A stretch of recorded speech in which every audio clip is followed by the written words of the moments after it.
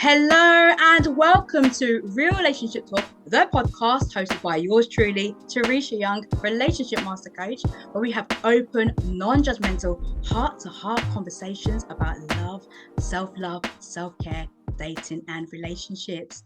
And to start off season 3, I am being joined by the wonderful Kevin Hick. Welcome to the show. Thank you. Thank you for having me. I appreciate it.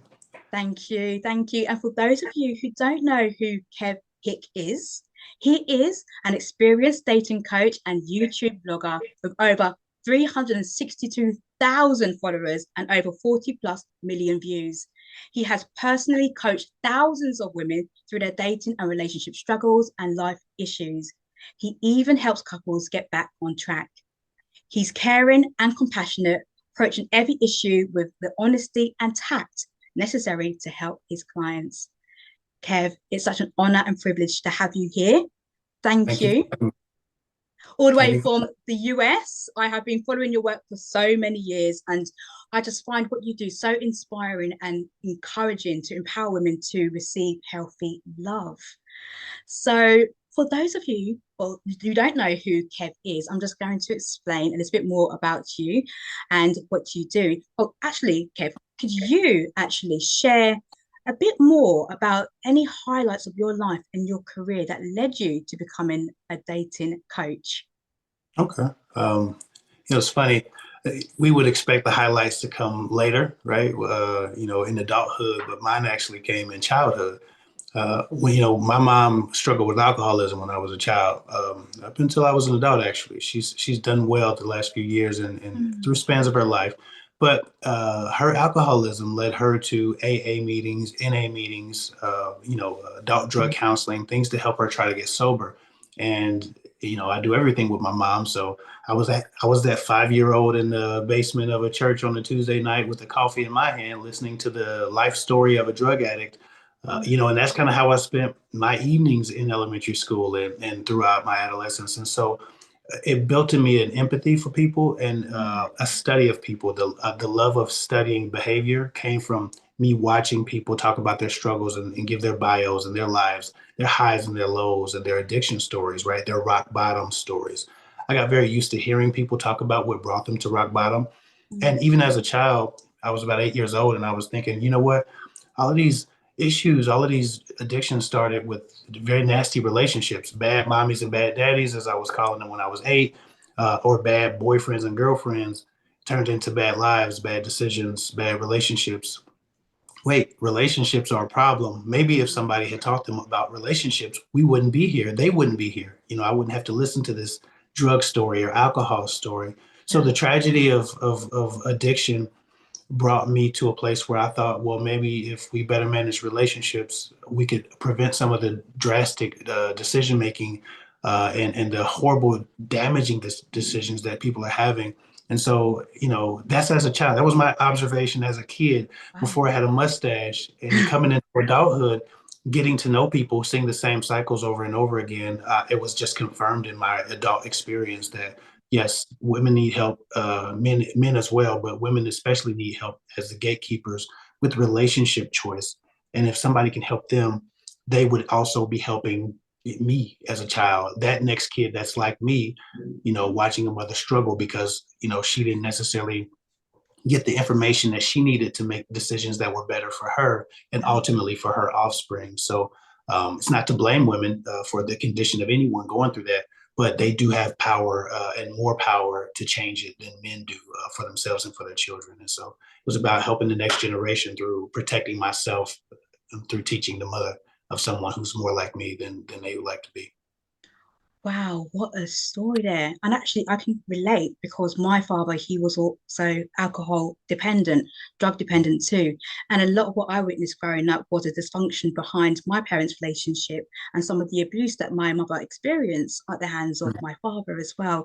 So that led me, as one of my reasons for becoming a relationship coach myself, because of what I witnessed as a child. So I can completely relate there. What I'm hearing there as well is maybe a little bit of self-love, self-care piece on your mother's side. Would you say that the self-love is actually quite fundamental to having healthy love and receiving that from another person?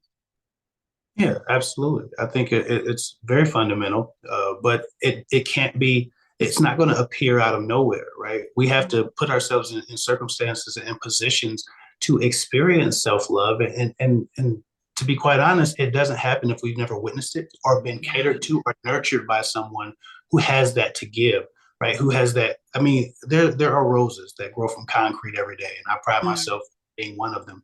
But to be quite honest, most of us, as much as we like to say hard work and all of these different ideas contribute to the life experience that we have, exposure and awareness are as big as contributors, right? When you talk about the argument of nature versus nurture, what you became naturally, what you would have become versus what was nurtured, what was taught into you.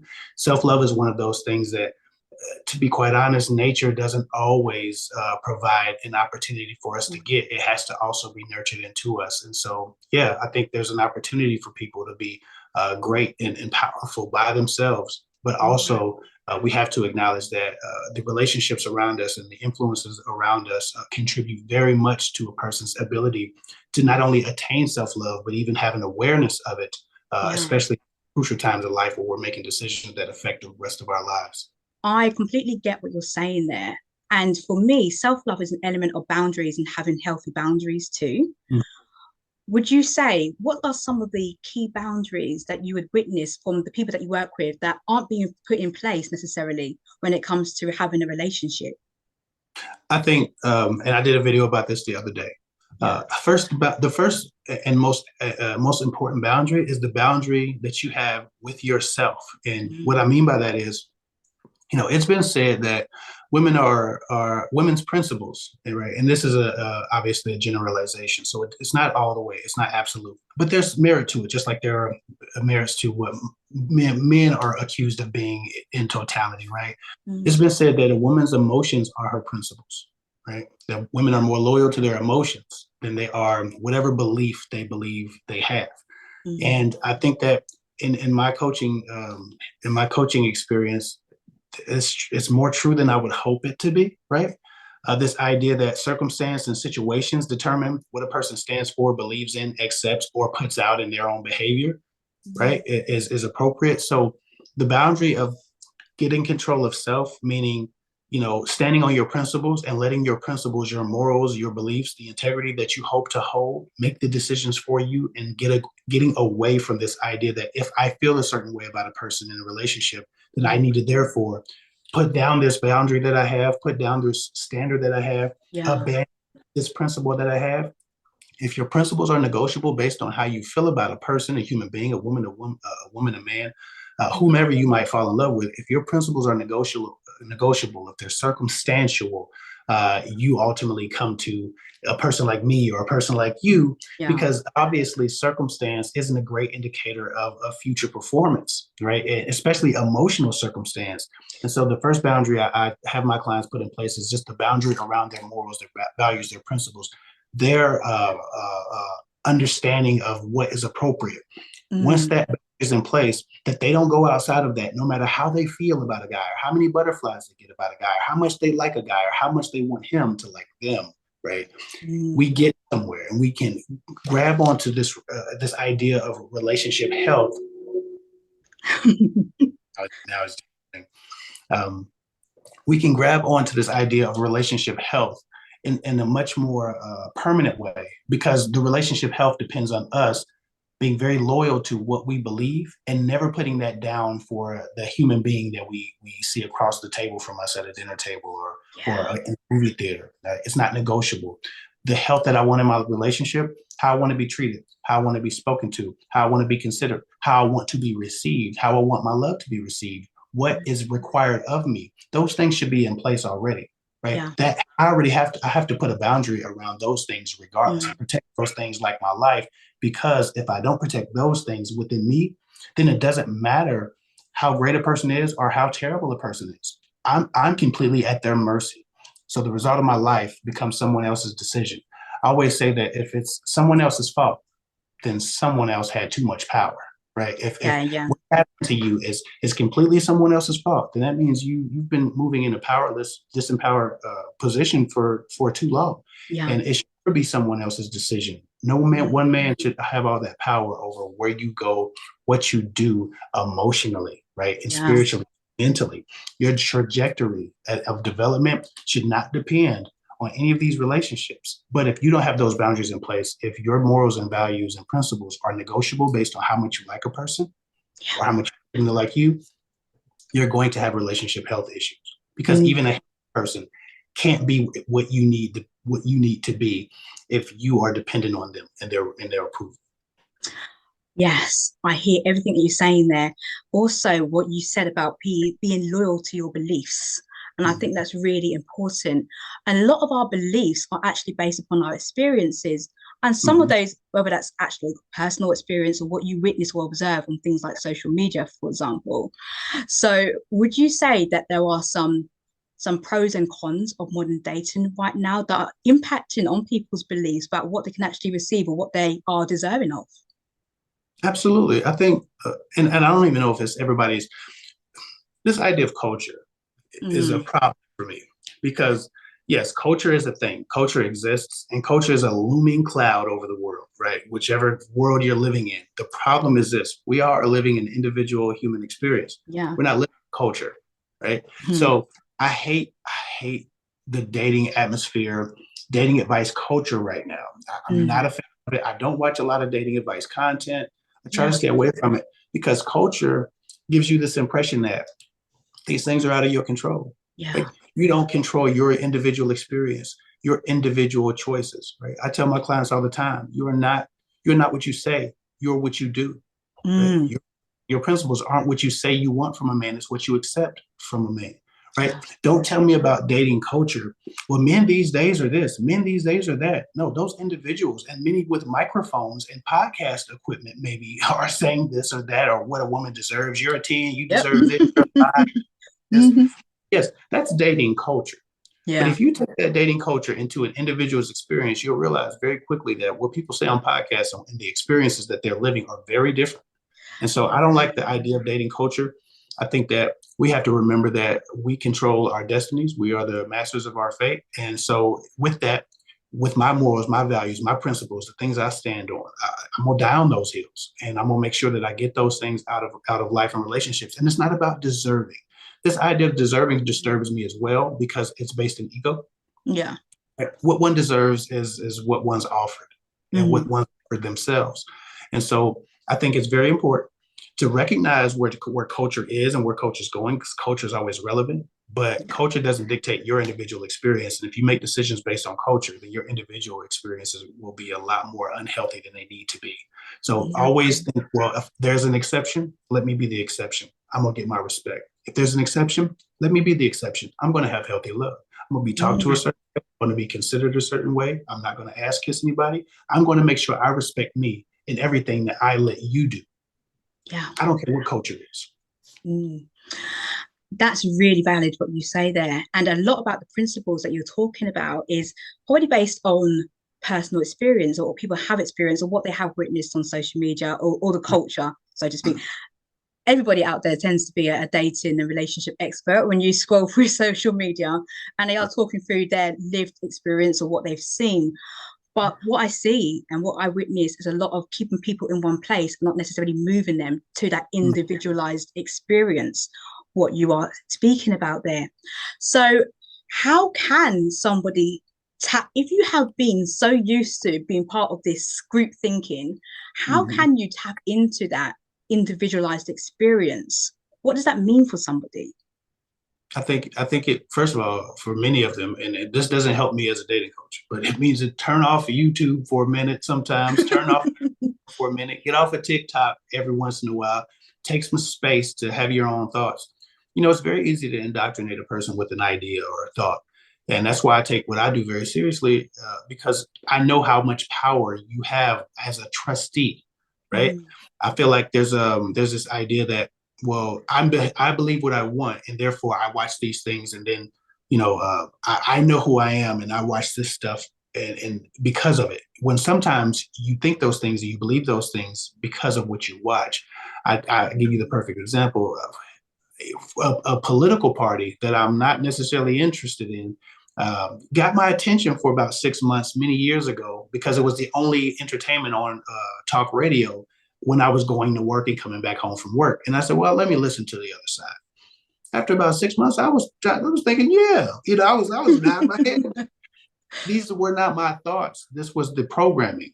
And I realized at the moment that you can program anything into a person. We are what we eat, and we understand that to be, oral. It's not. You are what you take in. You are what you listen to. You are what you observe. You are what you entertain. You are literally everything you encounter. So to your question, I feel like it's important to draw that awareness that I can be programmed. I'm not above being programmed. So let me sit with my thoughts. Let me look at my experience and see what is validated in my experience and what I want. Because what I've experienced and what I want are probably two different things if I'm watching relationship content. Obviously, if I'm watching relationship content for relationship help, the experience hasn't been a good one, a great one, an amazing one, not that successful. Not that it was a total failure, but I need help. Clearly, I'm watching this stuff. So I want, where do I want to go? And what decisions get me there? And who's telling me and teaching me how to make new decisions and get out of old patterns to make my individual experience a different one than I've experienced. It's not necessarily about your experience being super exclusive. It's about you understanding your control over your experience and changing your experience at will at any given time. Because your programming brought you to that place, new programming can bring you to another place. Yeah, I hear that. And some of the programming as well, like what we spoke about, when you spoke about at the start of this show, was that what you witnessed growing up with your relationship with your mum, and perhaps maybe some of the, I'm not sure whether you subscribe to attachment styles as well, and what your thoughts are on that. Agree. I do attack. I recently upset a lot of people because I do subscribe to attachment styles, but as an experienced relationship coach, after having these thousands of conversations, realizing is that people generally take, and not to discredit attachment styles. Attachment styles are real. Preface. Attachment styles are real. But what people do and how people use attachment styles isn't the intended methodology of the people in the psychology community who study this stuff. So you'd assume a person takes that, learns to break their attachment style programming and does the right thing.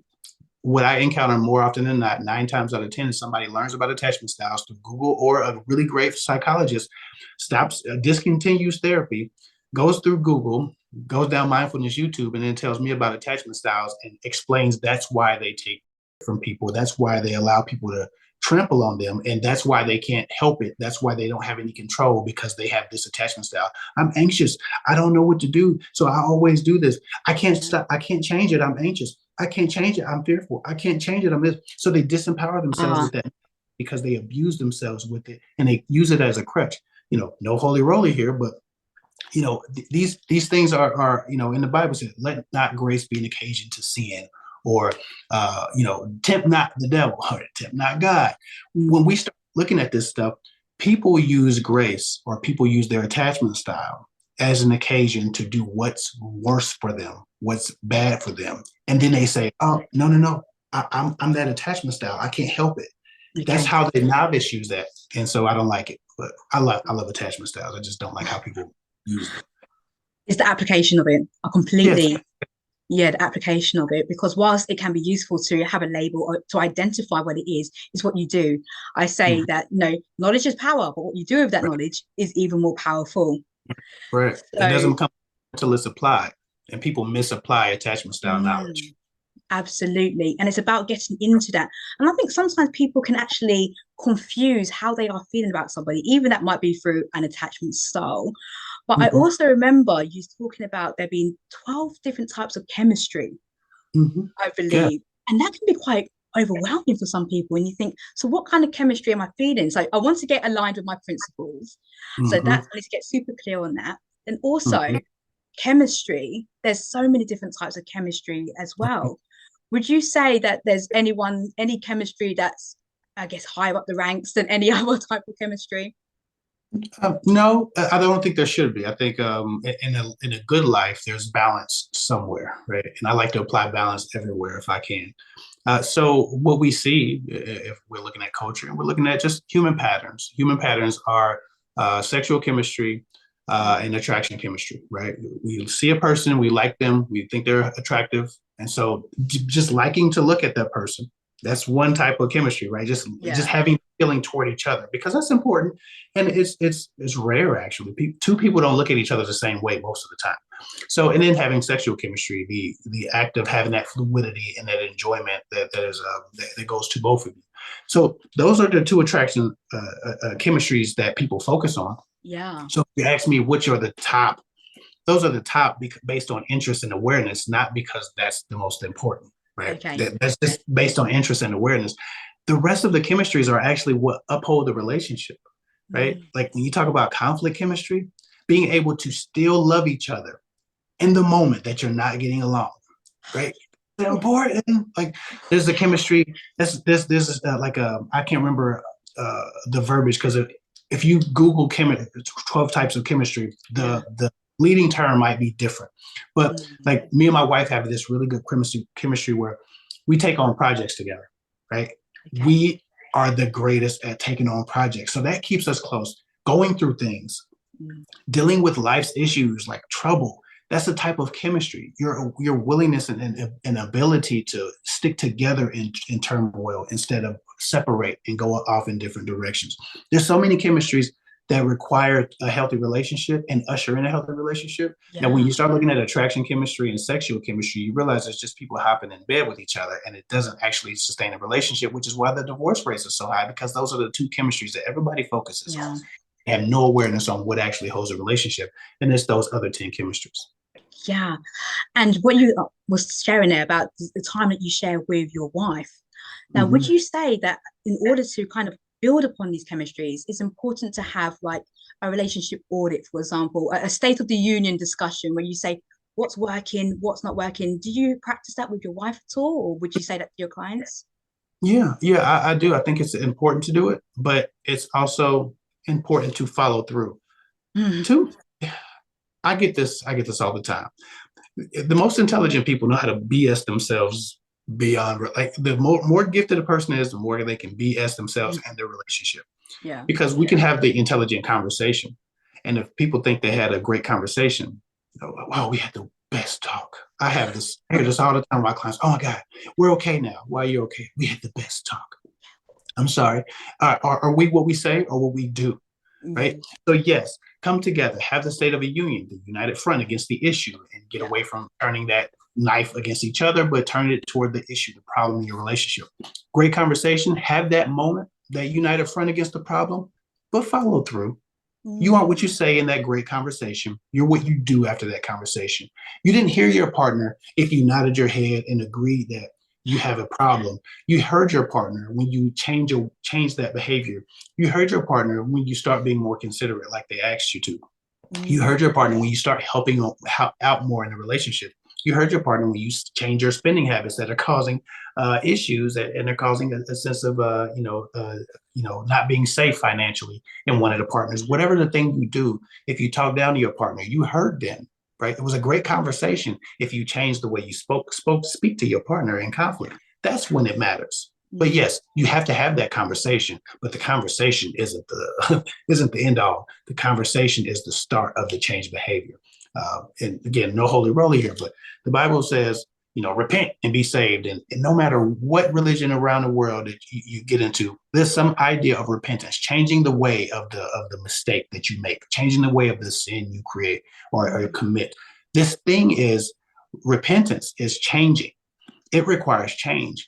Just like whatever God you serve requires you to change for the better, Yeah. we as human beings need repentance to actually grow in our relationship. You cannot repent against a behavior and continue to do it. So there's no reason to have a conversation about it. If you're unrepentant and you're still going to abuse your partner in this way, you're going to talk to them this way, you're going to do these Mm. different things.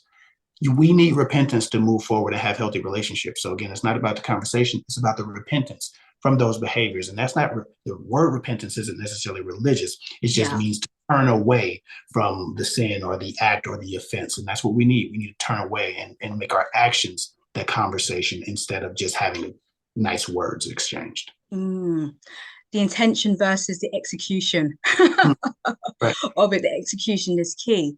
Yeah. And when anybody's going through a change process, it's the motivation, it's the why behind it. Mhm. And I think Yes. it's a really good conversation to have. So if you are listening and you're hearing your partner, okay, I would like you to do this differently, then what's the why behind it and how would it make that person feel? Because again, I think sometimes we can struggle to communicate how we would like something to be and how it would make us feel, because nobody can Right. argue with your feelings, because Absolutely. your feelings are your feelings. But Right. sometimes we can avoid a change. I'm not sure if you agree here, because there's a secondary gain that Mhm. keeps us wanting to do the same thing over and over again, and we Mhm. can't even figure out what that is. And yeah, it's your views. So I don't want to lose my train of thought because this is a little bit complex. So there are two realities in each person, right? Mm, It's the ego's reality and presentation, and then there's the intended result, mm, right? The desired result. You speak to people holding on to something, maybe yeah. subconscious, maybe quietly and consciously, not Mm, changing the bad behavior because there's this win in maintaining this negativity in the relationship. And generally that's the ego, that's the pride. I don't want to change because I don't think you're going to change, or you didn't do it for me, so why am I going to do mm, it? Right? That's the problem in most relationships. The problem isn't people don't want love, people don't want warmth, people don't want health. Everybody in every relationship wants those things. The problem is the ego says, well, they need to do it first. The mm. problem is the ego says, I don't think they're really going to do it. Why don't Yeah. you wait and see what they're going to do first, and then you do that? Well, maybe if they did this to you for long enough, then you can do that. Then it will be worth it, right? The ego always gets in front of the intended result. So our ego is a reality we deal with. The intended result is our truest nature. I had a client that was going through marriage issues with his wife and his kids and things of that nature. The way he expresses things is the most blunt, punch you in the face type of way you could express a thing. And I was trying to explain to him, like I explained to many clients, yes, that's your truth, right? You are keeping it real. We're going to put that here. We're going to keep it real. We can do Mm, that. But you realize you're not betraying yourself if you kept it real about your other reality. It says, what reality? It says that mm, you only say these things because what you really want is to feel more loved and appreciated. And the way that you get your ego fed is by standing up for them, by hitting them over the head, blunt force trauma with some kind of truth that you've decided is more important. But does that get you to the reality of what you want in your relationship? But no. Does that lead to the love that you're hoping to have and the warmth that you have that you're hoping to have with your kids? mm. No. So which truth are you going to stay loyal to? And when are you going to stop trying to hold on to that small win of saying it? I said it. She couldn't believe when I said it. When are you going to stop holding on to those wins, those little Yeah. wins, and sacrificing your desired result? Too often couples do that. We have this great conversation and then we watch each other. Who's Mm. going to, and whoever goes first Scorekeeping. loses. And we score keeping. And so we don't offer our relationship what we even want to win because we're trying to win over our partners because we don't trust. And that's based on a fear. Everybody wants this relationship help. We're just afraid that we're going to over leverage. We're afraid that we're going to look stupid. We're afraid that we're going to get taken advantage of. We don't trust our partners to be great, so we're not great. Or we don't trust ourselves to be what we need to be for our partners, so we don't even try. Right? There's a lot of men say, "Oh man, I'm afraid," and I don't know if I can be what you want me to be, or you too good for me. We hear that from men all the time. You're too good for me. They don't Yeah. trust themselves and their own conduct. So it's really about leverage, and that's the ego again. So the key to having a healthy relationship is to agree to put your ego down, wrap it up, stuff it in a closet somewhere, and stop worrying about how things look, the optics, who does it first, who wins or loses. Yeah. Focus on the result. What do you want from this relationship? That's how I tell them to start Mm, the conversation. What do you want? You want to be loved. You want warmth. You want safety. You want security, right? yeah. You want cooperation. You want empowerment. You Yeah. want me. What do I want? I want those same things in the inverse. So if that's what we both want, how do we get there together without our pride and without our ego in the way? Right. When you have that conversation and you start calling out ego where it exists, it's much easier to catch yourself and catch your partner and hold each other accountable to their actions. Yeah. Yeah. Totally get that. And I always say to my clients as well, would you rather be happy or right? Right. Because You're right. it's You can be happy. I say that exactly, to you say that subscribers. too.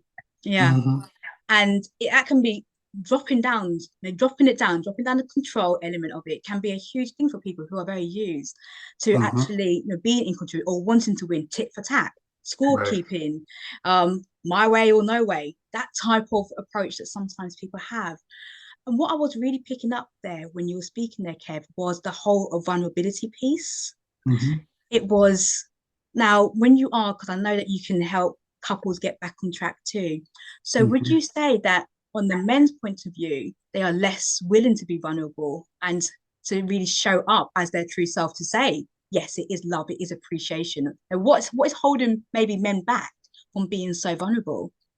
I think men have a difficulty, and this is probably very universal. It's becoming more universal. We're talking about culture, right? So Mm, the experience is more universal than it should be, and then the belief is being touted as an absolute. So there's some levels here, but most of the time, men have a problem with being that vulnerable because women have not been known, right? Culturally. Women have not culturally been, and we all, I was learning about how to deal with women as a child. I remember older guys coming up to me talking about, you want to get girls, how many girls you want to get? Treat them like crap. That's how you do it. Da, da, da, da. mm, Give them terrible advice. Adults just playing around. How many girlfriends you got? We always ask that of young boys in elementary school, which is actually a terrible thing to do.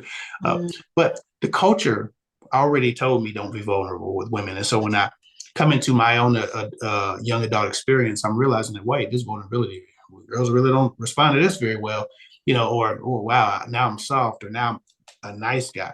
mm. Ability has been labeled and stigmatized culturally. And so not only do men have to fear the rejection and or the ostracism of other men Yeah. for being soft, but they also fear the loss of their woman respecting them and thinking they're man or they're macho or they're manly or they're alpha, right? Because there's a huge misconception about what masculinity and what alpha. First of all, Mm, alpha made up garbage concept, but masculinity is yeah. the most misunderstood among women. Right? What women are just as misunderstood about masculinity, and they usually seek out ego. Displays of ego look like masculinity. Yeah. So men learn that their vulnerabilities aren't welcome. In fact, divorce rates almost show that. Divorce rates show when a man is dealing with financial issues or mental health issues that those are the times and those are the irreconcilable differences women usually cite when they're divorcing men, and women divorce men at 75, 80% of the time. So Mm, when you're looking at the statistics, none of it shows us that we're okay being vulnerable with our emotions. And I think that vulnerability, it needs to be the first conversation somebody has around the issues in their relationship. And we need to figure out if we can choose partners who are more willing to allow us to be vulnerable and give us that sense of safety. But again, mm. that is between that couple. And I'm not sure people are having that deep of conversations when they're deciding to pick each other. You know, Yeah. I chose my wife because I was allowed to be everything I was, right? I Mm, was allowed to be vulnerable if necessary. Now, I don't sit in vulnerability often. It's still a place yeah. I have to go on purpose. But I chose my wife because I could do that. A lot of guys are choosing butts and breasts, and then when they Mm, get women who don't see a man for much else than his macho, his machismo, his bravado, what he can provide, what he can do, how safe she feels, and how much he upgrades her status. He ultimately learns that that vulnerability is unwelcome, and then he goes and teaches because he's the guy that has all the women. He's the guy mm. that is doing it. All the other guys listen to him. What you do? How do you do it? Don't be vulnerable. Don't say this. Don't be soft. And it's culture. It's self-perpetuating cycle, and I'm not sure how we get around it as a society. But each individual, again, we're talking about the individual experience. Each individual has the power to choose for themselves which behaviors and which gifts, relationship gifts that they have that they can respond to in a partner. And so that's what you have to choose: relationship gifts. Yeah, that's really important. That Mm. communication at an early stage was when you said, now, how deep are we having these conversations at an early stage? I think people are saving these conversations a lot of the time to their inner relationship and then are Right. going into the depth of it, but not necessarily during the dating stage Right. because you're kind of having fun. You might not want to ask those deep questions. But do Right. you find any reasons why people tend to struggle to communicate and ask these questions at an early stage? Is there any fears that Yeah. Yeah. present I think themselves? I think the guys who, among men, Mm, there's this idea that if I talk too much or if I'm too vulnerable, then obviously I'm the nice guy. She's gonna go off with another guy who's strong and silent or as a jerk, right? And that's again, that's a cultural phenomenon. And then for women, women are too afraid to scare a guy off with their debt. Man, I got mm, so many clients. I've had this conversation so many hundreds of times where I'm like, speak up for yourself. yeah. If that's where you want to go conversationally, if those are the experiences that you want to have, communicating your partner, start that. Well, I don't want him to think that, I like him too much, or I don't want to annoy him. I don't want to put him off. Mm, So people are avoiding those conversations and that vulnerability in the beginning because everybody's looking to save face. Everybody's trying to figure out how to look the best, how to come off the best. They're trying to manage perceptions because perceptions are reality to a fool. They're trying to manage perceptions. And mm, so they're not going deep. They're not letting people know what they really care about in a relationship. They're not starting those conversations that lead to more deep understandings because they don't want to offend, they don't want to put off, they don't want to scare off, and or they don't want to be too vulnerable before the other person is vulnerable, right? mm. That's why so many people can have sex on the first date, but they can't talk about sex until they've been together for about 4 months. Yeah. I know I've had that conversation. I know a lot of women have sex with a guy on the first date, or he have sex with a girl on the first date, and say, Mm, well, what are your partner like? What, are they letting you know if you're having issues with this? Have you told them? You told yeah. them that you don't like this or that? Nobody. I don't know how to. I don't want to talk about that. But wait a minute. You had sex with this stranger on the first date, but you still can't talk about sex, and you've been together for 4 months. This is vulnerability. That feels vulnerable. They don't like to do it. So, you start those conversations early, but again, it requires you to really trust your partner, and most people don't trust. Exactly. And trusting yourself, isn't it? Mm-hmm. Because a huge part of we don't trust our decisions. We don't trust how we will handle, for example, a breakup. Let's say the relationship doesn't go in a direction or dating experience that you want it to go to. Can we trust ourselves that we can handle it and that Right. we can trust the process that another person will come? If that person Right. is not for you, another person will come along for you. But that Right. huge self-trust piece, I find, needs to be worked on. Mm-hmm. What is it that led to you not necessarily trusting your decisions? It could be past relationship patterns and experiences, but it's building up that trust within yourself. When you're Right. coaching your clients, do you have any techniques that can encourage women, for example, to start trusting Mm-hmm. themselves? Yeah. The first thing I do is I have them just, it's a vulnerable conversation. But Mm, if we're not trying to save face for mm, 1 minute, can you think of the things that you've done in your relationships that you shouldn't have done? Every moment that you regret it, what did you do? What did you accept? What did you say? Right? If you consider those moments, just those moments, you realize that half of the trauma that you've experienced were either things you did, caused, or allowed. Right? Now the other half was done to you. 100%. It's not all your fault. It's not about a victim blame, but it's about victim empowerment. You cannot empower the victim without pointing out their own accountability. Now, what I do about trust is, I say now you've looked at all these different things you shouldn't have accepted, you shouldn't have said, or you shouldn't allow to be said to you, and then come back. Said so. Yes, you don't trust people. You don't trust the next man that comes up and looks nice because he could be bad, but you don't trust him because he could be bad. You don't trust him because you don't trust yourself to leave if he becomes bad. You don't ooh, trust yourself to say no when he says yes. You don't trust yourself to stand on your boundaries and your principles that we were talking about. ooh, yeah, You don't have a trust issue with human other people. You don't have trust issues with men. You have trust issues with you. So yeah, what I'd like you to do is give yourself an opportunity to establish trust by disobeying your programming. Right. So I have them think about the things and they tell me about their normal behaviors when things are happening in relationships. Say, mm, okay, let's just choose three of those things. The next time that happens, do the exact opposite thing. The thing that you would think a strong woman would do if you were her. Right. mm, Stop thinking about, oh, I'm not that type of woman. I'm not strong like that. No, just pretend for a minute that you are.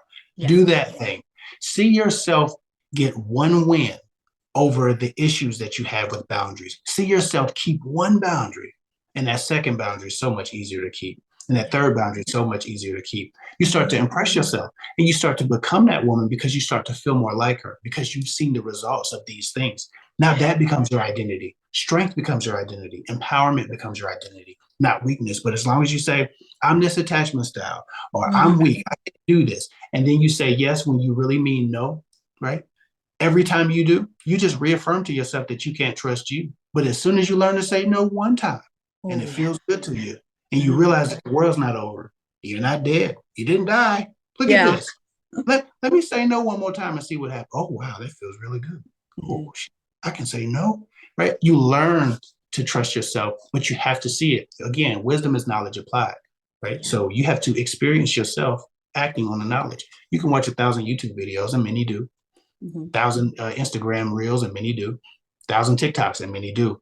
But Yeah. until you apply one time when it's uncomfortable, one time when it doesn't feel good, one time when you have fear and you feel the fear and you do it anyway, until you do that, you can't learn to trust anyone because you can't trust you because you a taker.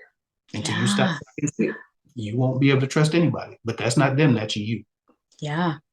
That is some deep inner work for people to do. And sometimes people kind of they shy away from that work, that depth of the work.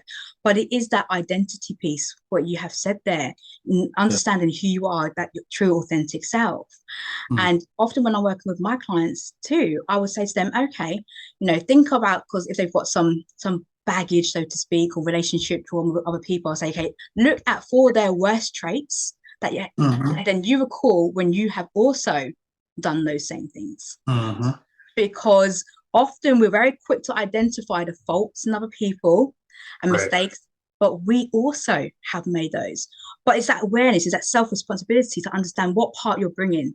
50% Right. might be the other person, like you said. The other 50% is that self-responsibility, self-accountability to say, okay, what part did I play there? Mm-hmm. So, And I also, not to cut you off, but I also tell them that take out those situations. How mhm, traumatic is the relationship then? Well, a lot less traumatic, right? yeah, These are things that this is the power that you have over your own human experience. yeah, Forget culture, work on yeah. your own experience. But go ahead. And that's your own experience. And I think that's definitely where people can benefit and tap into is actually that individualized experience and putting aside, also not talking about your relationship to 10,000 people as you would do, Right. getting advice from your friend over there, your family member there, even maybe a work colleague. You're talking to every single person and getting their influence. They have your best interest at heart. They probably do. Right. However, they are coming from their own map of the world, their own Mm-hmm. personal reality. So I always say, Love it. just be mindful about how much you share to other people and do that inner Mhm. work yourself. Also, also, not to cut you off, but who you share it with, Mm, because generally we share for feedback. And if you're accepting everyone's feedback, you're always going to be a little bit confused about where you stand and who you are. yeah, Everybody's not a valuable source of feedback. I don't yeah, listen to everybody about everything. I know people I'll take money advice on because they do much better with money. There are people who you can take relationship advice on because they do much better in their relationships. yeah. But that might not be the same individual. So that really smart aunt or uncle or cousin that you have Mm, doesn't have it all together. Get the answers that you know they have and leave the rest to someone else who has figured it out. Too many yeah, podcasters have a microphone and video mm, equipment. They don't have the answers to what they're talking about, but it's a good conversation. And so yeah. they're out here advising people. And if you don't know the source of information that you're requesting it from, you could do a lot of damage to yourself and misguide yourself by going to the wrong teacher or the wrong opinion. So Yes, completely hear that. And talking about authenticity and showing up as your real self, your identity work that you might be doing, I know that you have an offering where you will review people's dating profiles and their yeah. bios to see whether there's anything going on there that is maybe attracting or even maybe repelling people coming to them. Mhm. What are some of the, just out of interest, what are some of the things, the common patterns that you're seeing there in terms of what maybe mistakes women are making on their profile? Oh, gorgeous question. Gorgeous question. Yeah. The thing that I see a lot that women don't realize they're doing is they're muting their sexuality, right? So women of respect, women who have high standards, who are operating in that principle, that's not their Achilles heel, so to speak. Mm, They often a little bit kind of overdo it, and so you will see more than a wrist on their page, right? You won't see an ankle, might see a wrist, yeah. which is fine because a woman can be covered up and still be beautiful and attractive and sexy and all of those things. So Yeah. that's not my place to decide. But what we see is energetically in some of these pictures, whether she's covered or not, Mm. she looks like she couldn't be bothered by a man. She doesn't need a man.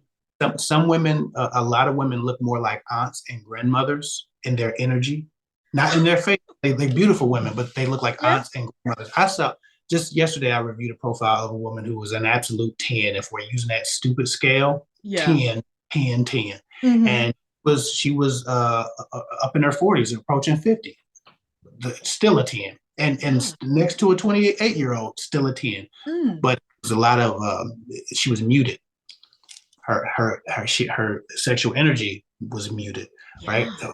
You need to be a sexual being in order for a Mm. man to lust after you. And a man is going to need a bit of lust to Yes. want love from you, because that's the prerequisite of a man, is that physical chemistry, right? Mm. Physical attraction. So if you are attractive or if you're not attractive, you still have to be a sexual being. You cannot appear as a grandmother or an aunt or some great relative. You have to feel like a woman who wants a man, and Mm. too often it looks like women can't be bothered. That's what I see quite often is women who just appear that they've already done that. When you look at their profile, it looks like maybe they have a husband because they're not really trying. Okay. And not to say that they're not doing their hair or doing their makeup, it's energetic. You can see Yeah. it. It's also awkwardness. You can see some people are awkward. They really Yeah. haven't figured that sexy thing out. But Mm. most of the time, it's the presentation of self that just looks sexually muted and too conservative, ultra conservative. Makes a man feel like you already got a man, or you're too holy for a man. So, Yeah. and it pushes a lot of guys away. And that's something that men don't even know how to articulate a lot of times. They just know, I don't know about her. I know, and they just move on to another profile. Yeah. It's striking that balance then, isn't it, between what is too much and what isn't enough in terms of Mm-hmm. what you put across on your bio. What Mm-hmm. about then some of the language that people are using as well, the words as descriptions? Are you seeing some flaws there?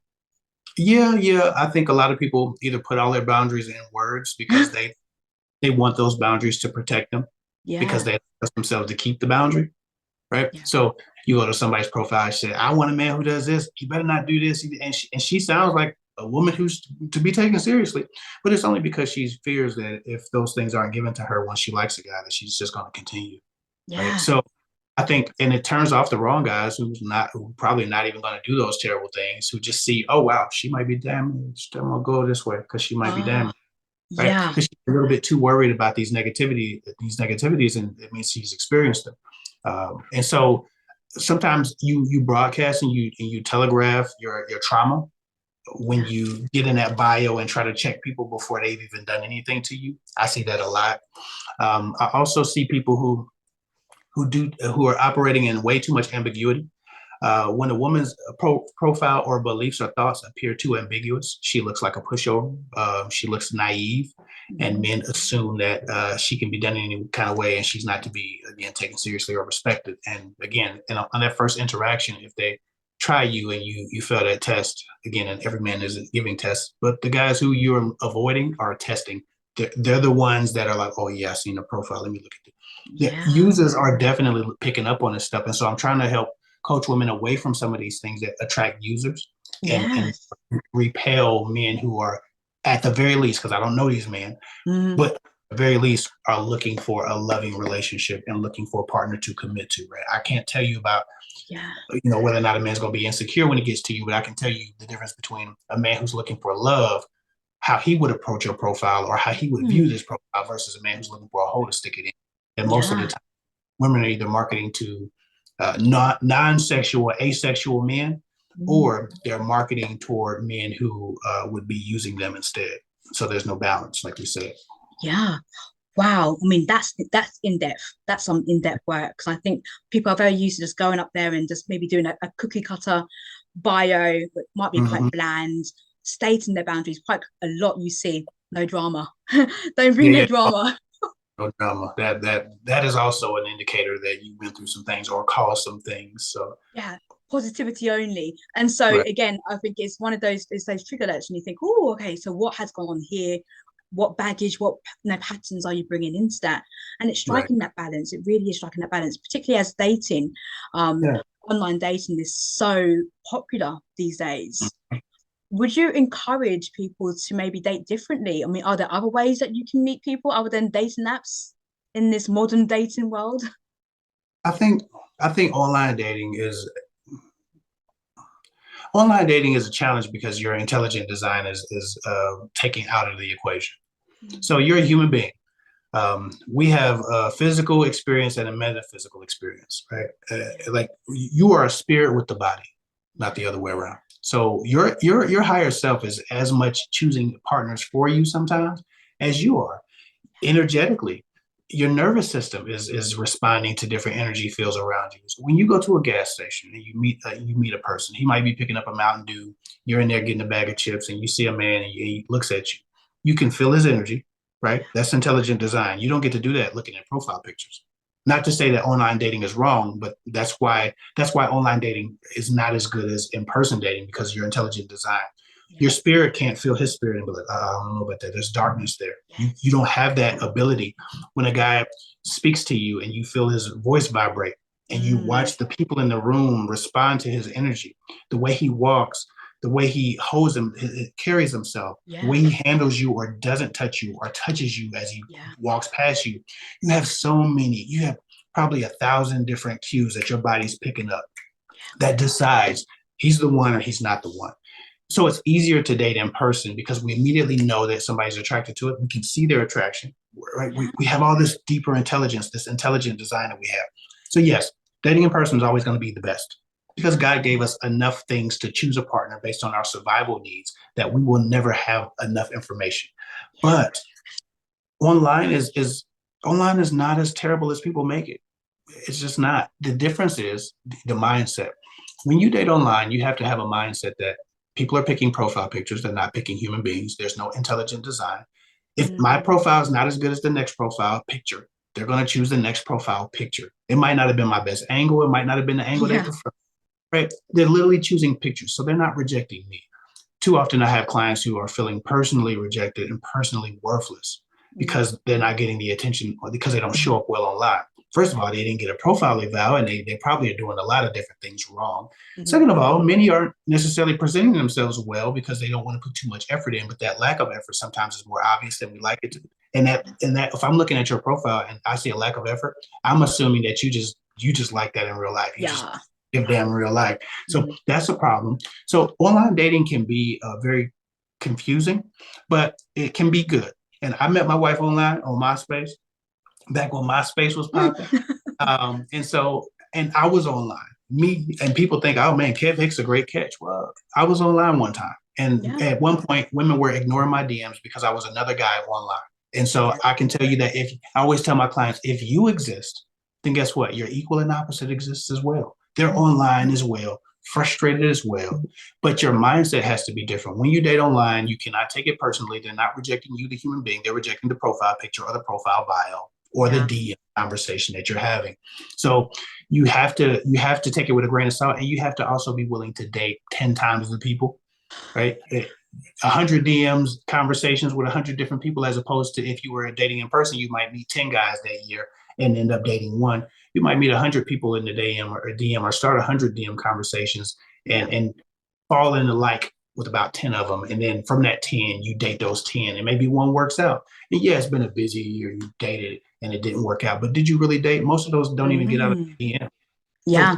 it's just a mind game that you have to play with yourself to keep your perspective a positive one. Yeah. And also, you have to realize it's a numbers game.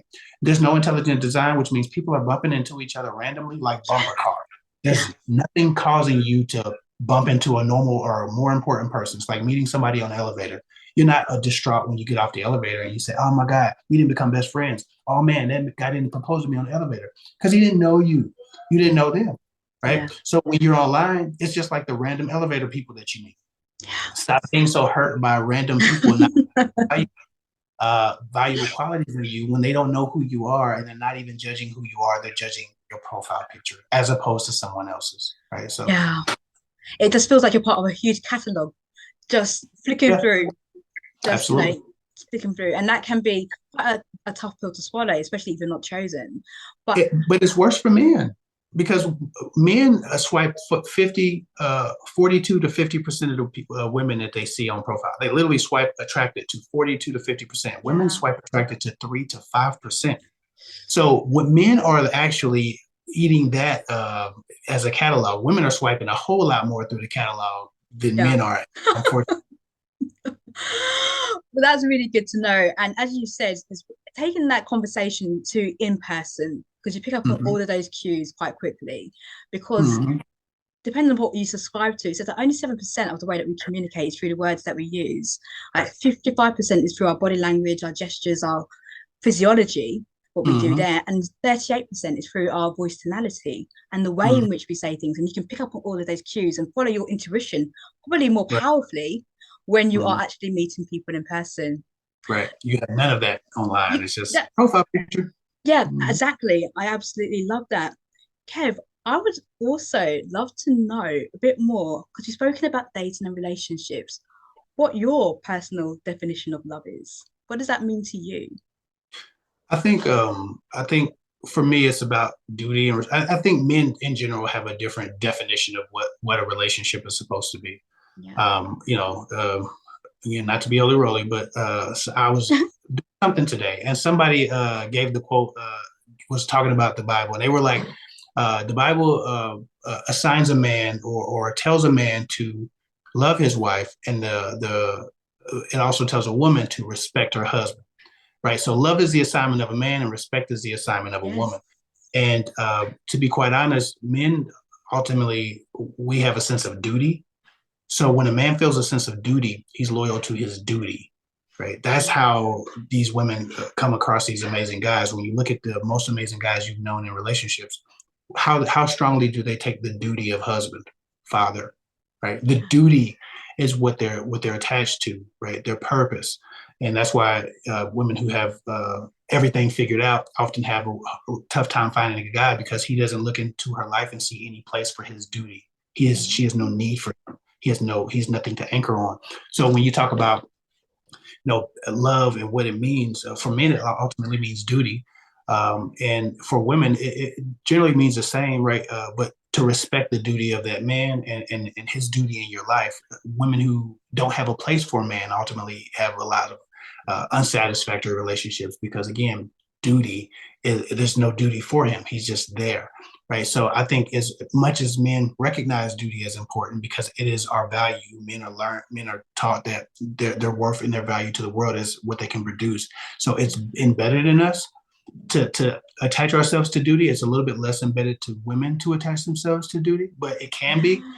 I think that if we both at the very very basic, at the very bottom of this jar, just attached ourselves to the duty of being there and staying and figuring it out and serving our partner, we we wouldn't have to worry about love or health. We would just have those things, and we can move on Yeah. to other attack the other problems of life, because no one has a sense of duty. Everyone, if you look at the culture right now, everyone has a sense of entitlement. I deserve this. I'm on this level. You're on that level. I'm high value. I deserve, and it's all materialism and benefit. There's no duty. No two people have a duty to each other. They just stand to benefit, and so they're looking at what the benefit of the relationship is, and nobody gives a crap about the duty. If we get Yeah. back to duty, when we talk about how my great grandma stayed with my granddad, you know how people start Mm, family, obligation. 19 kids and she stayed. It's duty. Mm, Now, that's not healthy, obviously. All duty is not healthy. There's no balance there. But that was a different time where it was rough out here for women during that time. yeah. But there needs to be some duty, and there needs to be some balance. Now, if you can apply some balance to duty and Mm, affection, I think you have a very healthy love and relationship. But if you have no affinity for duty and it's just about benefit, then you have what we have now in dating culture, which is a bunch of people rating each other from 1 to 10 and trying to figure out who's the most high value of them all. gosh, it is. It's like a score game, isn't it? It's who's Mm-hmm. going to win, who's going to be seen better than the other people. Mm-hmm. It's highly competitive. I Yeah. would say this dating and the dating culture out there can be highly, but I love that sense of duty and affection. Mm-hmm. Kev, absolutely amazing. I am going to ask you, what would be one of the key messages that you would love to leave the listeners with today to help them along their journey of love, life, and relationships? Just stand on your principles. And if you don't know what your principles are, brainstorm, sit down, get a notebook, paper, write down the things that you believe in or the things that feel good to you. Figure out what you stand for or what you hope to stand for. Even if you haven't stood for them before, you're under no obligation to be the same level of weak, the same level of indifferent, the same level of responsible, or the same level of unaccountable that you were yesterday. You can change every day. You get a chance and a choice. So if you don't know what you stand for, figure that out, sit down, write some things down, brainstorm, learn about what your new boundaries and your new principles are, and then only respond to men who operate within that so that you don't have to betray yourself anymore. And once you stop betraying yourself and get your own boundaries and principles intact, you won't have to worry about trusting anybody. You can trust yourself. And the people who trust themselves have wonderful relationships. And if they don't, they leave. So they don't Yeah. incur all the trauma and all the damage. Yeah. That's such a beautiful message. Thank you so much, Kev. No Oh, problem. I've really enjoyed this conversation today, and I know that the listeners would have benefited so much from all that you have shared, all of that wisdom. So thank you so much. If they would like to contact you, follow you, how can they find you and reach out to you? And they can find me at Kev Hick on YouTube, KEV space HICK. Or if they want coaching, they can go to girltalkwithguys.com. Girltalkwithguys.com. Spelled correctly, no funny spelling. And they can look at my schedule and book a call or get some email advice or get a profile evaluation. Absolutely. Kev, thank you so much for your time today. It's been an absolute honor and pleasure speaking to you. And for everybody who has tuned into today's episode, I want to thank you for your time, attention, and your energy. And until the next episode, take great care of yourself and others too.